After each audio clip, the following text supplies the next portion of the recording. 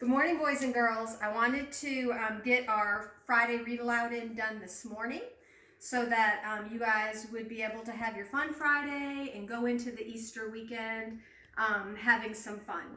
I want to show you real quick though, the progress you've been making on Epic is awesome. This is a reader pillar that the website has for me to print out. And every time you read a certain number of books, they give us like a bonus badge. And so these are the badges that you have earned so far because you have read over 325 books since we have started our distance learning adventure. So I am so proud of you. Keep reading because you know how much I love books, and I love that you're spending lots of time on Epic doing some reading. Today's story is called The Chocolate Rabbit.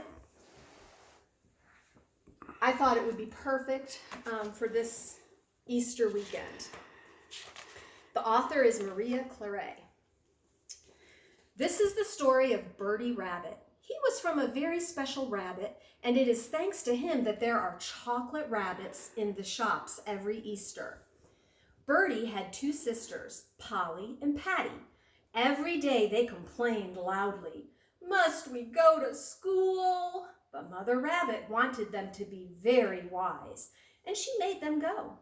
She cooked their breakfast, cleaned their ears, and combed their silky fur and whiskers, and sent them off with their lunch boxes.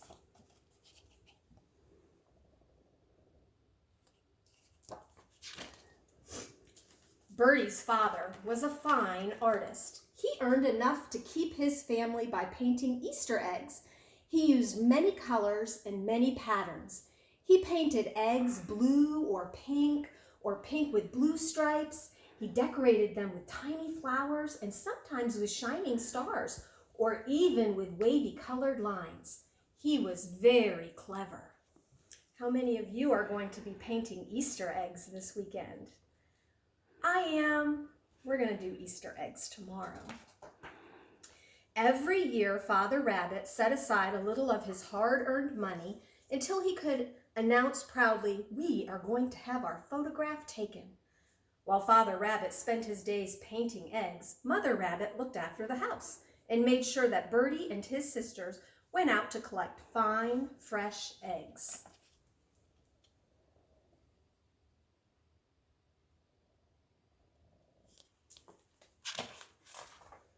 The young rabbits enjoyed taking their baskets into the countryside, but Bertie often ran off to play with his friends, and he ate every carrot that he could find. Best of all, Bertie liked to go off on his own. He would wander away and forget all about his sisters and about collecting eggs.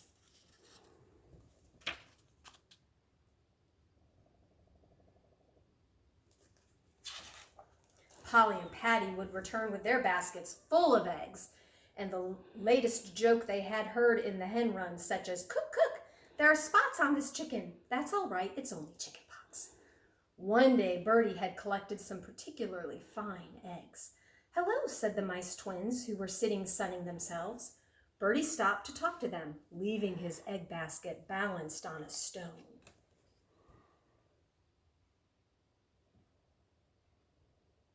Do you see what has happened over here? Look at his basket. Look at closely. Do you see what's happened to his eggs? Crash! The basket had fallen over, tumbling the eggs onto the ground. "Oh dear," said Bertie, trying to scoop them up. "What shall I do?" wailed Bertie, running to his sisters. "Cheer up, Bertie. You can have some of mine," said Polly. "Mother will never know." That night, Mother Rabbit was so pleased with her children that she decided to make a chocolate cake. After carrots, this was their favorite food. She set her alarm clock and settled down to sleep. Bring, bring, rang the alarm, and Mother Rabbit got up to prepare the chocolate. When it was cool, she put the saucepan on one side and crept back into bed. "What a treat for my family," she thought. "What a surprise." "Yummy, yummy," said little Bertie, who was awakened by the lovely smell of chocolate. He leaped out of bed and ran downstairs. "What are you think he's going to do? I think he's going to get into the chocolate. Birdie climbed on a stool just to look. Then he put one little paw into the saucepan just to taste a little bit. Then the stool fell over. Goodness gracious, Birdie was covered from head to toe in chocolate. His cries awakened the family, who came running to see what had happened. You see him here?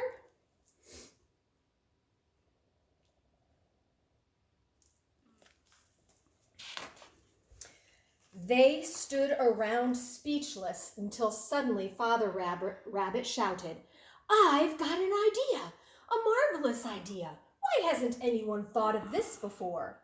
Stay absolutely still, young birdie. Don't move a whisker."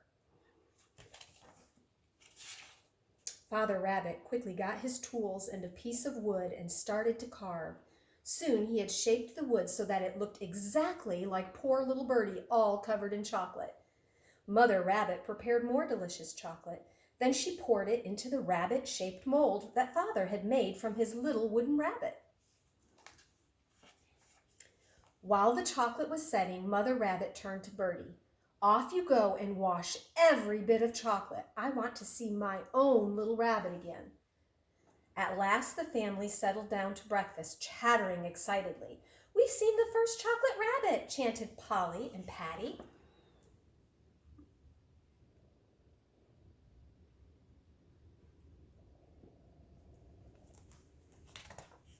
From that day, many, many chocolate rabbits appeared in shop windows, and many, many of them were made by the rabbit family. At Easter time, chocolate rabbits even appeared sitting among Easter eggs on very special cakes.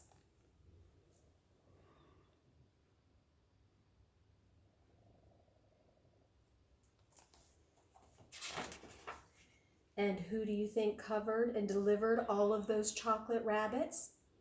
Why, little Birdie, of course, with his very own yellow cart, and he never dropped a single one. There he is. He's delivering all the chocolate bunnies. I know that this weekend is probably excited for many of you because you're probably going to get an Easter basket with maybe some goodies inside. And I bet you anything, there's probably going to be little bunnies, chocolate bunnies. Do you remember when we did our gingerbread boy activity and we graphed which part of the gingerbread boy we ate first? Well, when you're eating your chocolate bunny, I want you to think about what part of the bunny do you bite first? I'm going to show you which part I bite first.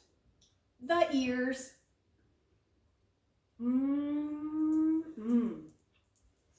Yummy.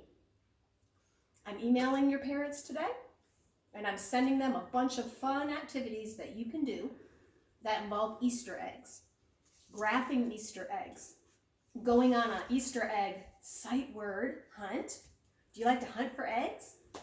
I'm sending them some information for that. I'm also sending them some information for some really cool Easter egg science experiments, and also a map making activity that you can do for social studies. I hope you all have a blessed Easter weekend. I miss all of you very much, and I hope that you take time to rest and just enjoy next week during our spring break.